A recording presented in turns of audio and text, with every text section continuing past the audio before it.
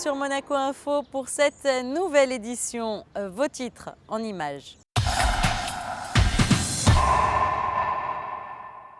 Le déplacement du couple princier à New York pour quelques jours dans le cadre des activités de sa fondation, le souverain a pris part au sommet des chefs d'État sur le climat à l'ONU et a assisté à de nombreuses conférences et réunions. Retour sur l'exercice annuel Ramoche-Paul qui s'est tenu la semaine dernière à l'île d'Elbe et qui était destiné à tester les capacités de lutte contre la pollution. Et pour finir, un mot sur la mobilité douce, coup de projecteur sur les modes de transport moins polluants. Pour débuter ce journal, nous prenons la direction de New York où s'est envolé pour quelques jours le couple princier. Lors de ce déplacement, le souverain, accompagné d'une délégation monégasque, a assisté au sommet climatique du secrétaire général des Nations Unies ainsi qu'à de nombreuses réunions qui portent sur des questions environnementales. Un point sur ces différents rendez-vous avec Alexandra Pani et Lionel Bernardi. Cette semaine new-yorkaise sera consacrée aux enjeux climatiques. La principauté est un acteur engagé sur les questions liées au développement durable depuis de nombreuses années. Le prince Albert II a toujours souhaité impulser à la principauté et à sa population une conscience environnementale. À l'occasion de cette semaine dédiée au climat, de nombreuses réunions se dérouleront en marge du sommet climat du secrétaire général des Nations Unies. Le souverain aura donc l'occasion de renouveler son engagement sur la scène internationale. Whether it is for the global climate, biodiversity, or specific ecosystems, all of us here are aware of the crucial importance of the sea. Le secrétaire général Ban Ki-moon a demandé aux 193 pays membres d'assister mercredi à un sommet extraordinaire en préparation de la 20e et 21e conférence des parties qui se tiendront respectivement à Lima au Pérou en novembre 2014, puis à Paris en novembre 2015. On attend entre 120 et 130 chefs d'État et de gouvernement. Ça sera une des plus importantes réunions à ce niveau qu'aura connu l'ONU ces 20 dernières années.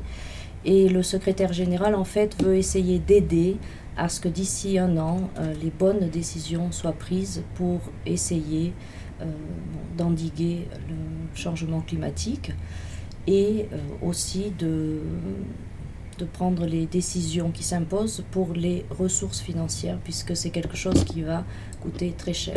Maintenant, il faut savoir que rien ne pourra se faire sans la participation du secteur privé. Donc ce sommet a ce site particulier que les chefs d'État auront la possibilité de faire des annonces nationales, mais auront également beaucoup d'interactions avec le secteur privé. Le prince souverain se rendra à ce sommet accompagné notamment de l'ambassadeur représentant permanent de Monaco auprès de l'Organisation des Nations Unies, du conseiller de gouvernement pour l'équipement, l'environnement et l'urbanisme et du vice-président de sa fondation. Le prince, et c'est un engagement de longue date, dira ce qui est fait à Monaco depuis de nombreuses années en ce qui concerne non seulement la réduction des gaz, mais également pour la mobilité, pour que nous soyons un pays à la hauteur d'une réduction de l'empreinte carbone. Et puis également notre solidarité pour la participation au Fonds vert.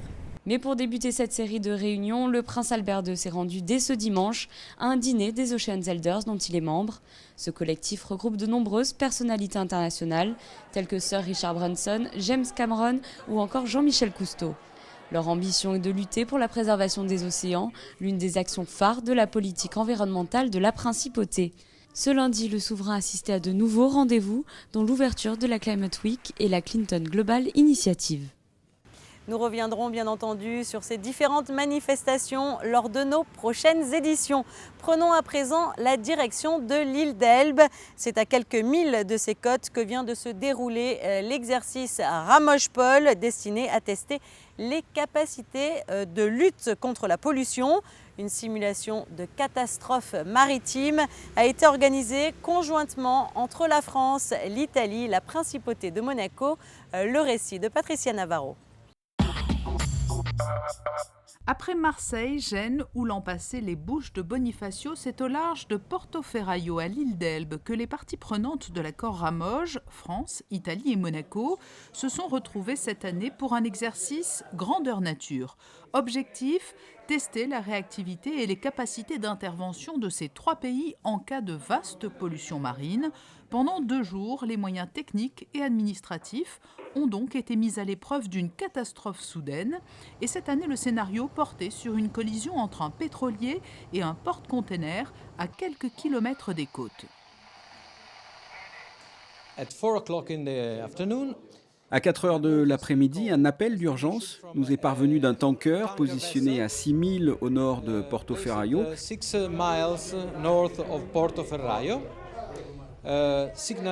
Il signalait une collision avec un porte-container. Nous avons simulé la présence de 2 blessés et le déversement de pétrole dans la mer.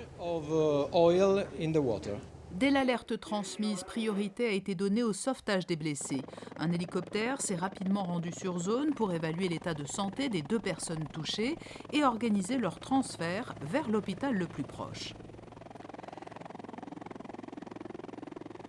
Parallèlement a été lancé le plan anti-pollution Ramogépol avec le déploiement de moyens navals puis aériens. Les observateurs venus de Monaco ont pu suivre minute par minute l'évolution de la situation et la gestion des opérations depuis la cellule de crise installée dans la capitainerie de Portoferraio.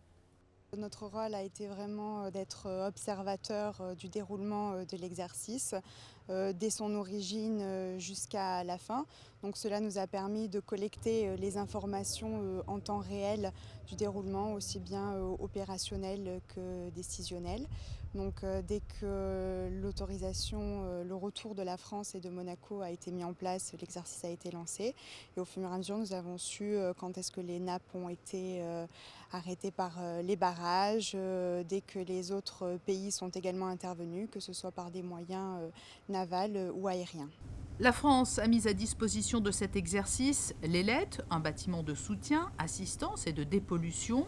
L'Italie également a envoyé plusieurs navires avec pour mission de contenir la pollution représentée par des tonnes de riz déversées en mer. L'Espagne, quant à elle, pays partenaire, était représentée par un avion de patrouille maritime. Et nouveauté cette année, un système de balisage a été mis en place pour mieux suivre la dérive des nappes polluantes. Au niveau des moyens techniques, pour la première fois, on essaie dans le cadre d'une coopération avec le REMPEC, donc Convention de Barcelone et puis l'Union européenne, de mettre en place un nouveau simulateur de dérive de la pollution. Et ça, c'est très important, donc c'est le projet MS4MS et j'espère qu'on aura des informations extrêmement positives sur l'efficience et la fonctionnalité de ce modèle qui sera d'une grande aide lors des crises de pollution. 24 heures après le déclenchement des opérations, à l'heure des bilans, plusieurs enseignements pouvaient être tirés, notamment dans le domaine de la coordination des moyens. Nous avions par exemple planifié la présence sur zone d'un seul moyen aérien. Mais pour une raison que nous devons expliquer, de la part de la France, nous nous sommes retrouvés avec 2 avions, un français et un espagnol, qui ont donc survolé une zone aérienne plutôt petite, et ce n'était pas prévu. Autre imprévu sur le vol des gardes-côtes italiens. Il devait intervenir à une certaine heure, mais au moment de décoller, le pilote s'est senti mal, a dû le remplacer, ça entraînait un retard et ce n'était pas prévu. Autre enseignement qui sera certainement suivi d'une modification des procédures, les alertes ne se feront plus par fax à l'avenir car le système a montré ses limites lors de cet exercice. Les mails et communications téléphoniques seront désormais privilégiés pour permettre une meilleure transmission de l'information. Environnement à présent, le week-end qui vient de s'écouler a été marqué par la mobilité douce. En effet, de nombreuses opérations ont été organisées pour sensibiliser les monégasques et les résidents à des modes de transport moins polluants. Sandrine Nègre nous en dit plus dans ce reportage réalisé au Larvoto. De quelle manière peut-on bouger et se déplacer autrement ? Eh bien, les solutions ne manquent pas. Marche à pied, transport en commun, il est également possible de réduire les émissions de gaz à effet de serre en restant à bord d'un véhicule grâce au covoiturage ou en optant pour l'un de ces modèles plus respectueux de l'environnement. Autre possibilité, le service d'autopartage Mobi. Et si vous souhaitez rouler sans toit, vous pouvez opter pour les 2 roues ou les vélos électriques. Afin de sensibiliser le public au déplacement en bicyclette, différents événements ont d'ailleurs été mis en place au cours de ce week-end spécial mobilité.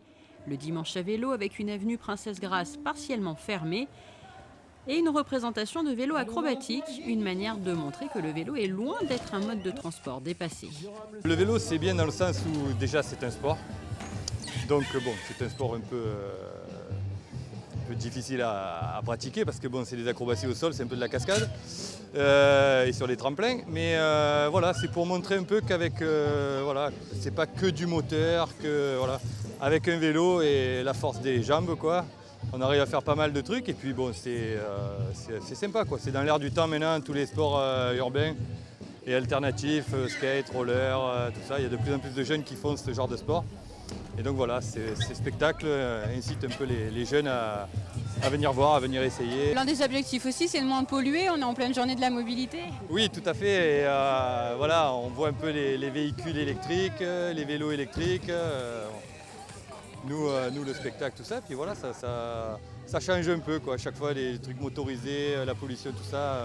Je pense que les gens en ont un peu marre. Et il faudrait faire un peu comme en Hollande, où les gens... il y a beaucoup de vélos.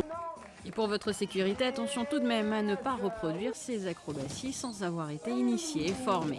Autre rendez-vous marquant de ce dernier dimanche d'été, les différents ateliers pédagogiques et jeux consacrés à la mobilité proposés par l'Institut méditerranéen d'études et de développement durable, l'IMED.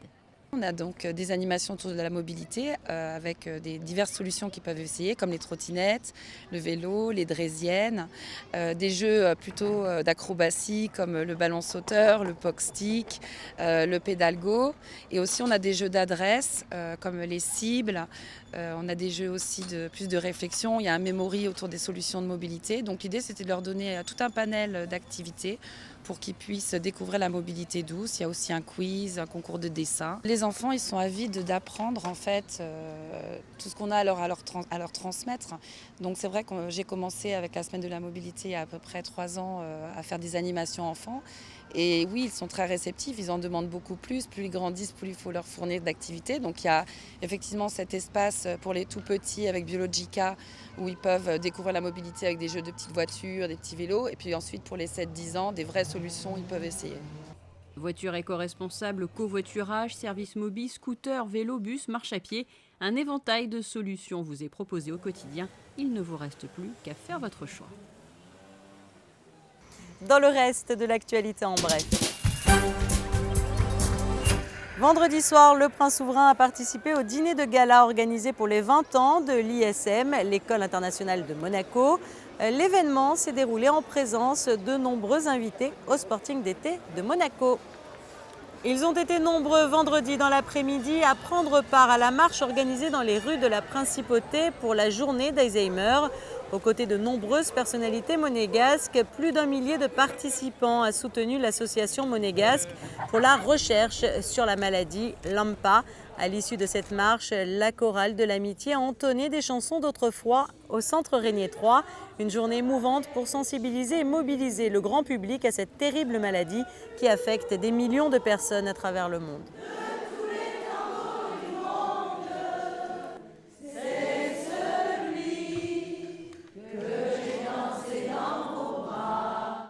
Voilà pour l'essentiel de l'actualité. Passons à présent ensemble en revue la carte météorologique. Mardi, le premier jour de l'automne sera ensoleillé, même si le soleil sera parfois gêné par quelques nuages en provenance de la mer. Par ailleurs, un vent venu d'Italie soufflera assez fort. Mercredi, le ciel sera un peu plus incertain, en partie nuageux mais sans dégradation. Jeudi, le temps sera de nouveau au beau fixe et une légère brise de mer soufflera. Quant à la journée de vendredi, elle sera belle et calme.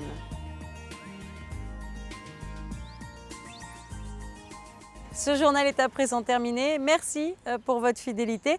Et puis retrouvez tout de suite notre cher ami Frédéric Hélion.